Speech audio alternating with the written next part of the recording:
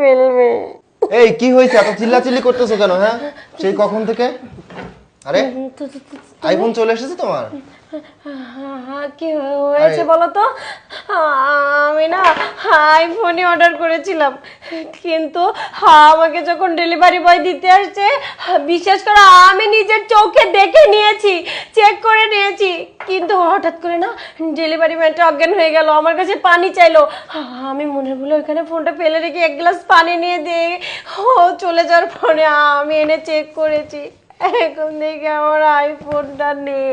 আরে কি আবল তাবল বলছো? ফোন কোথায়? এত ফোনের কভার, ফোন কোথায়?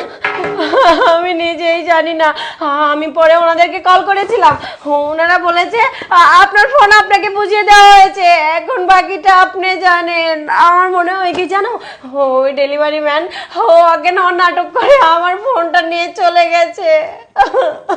আচ্ছা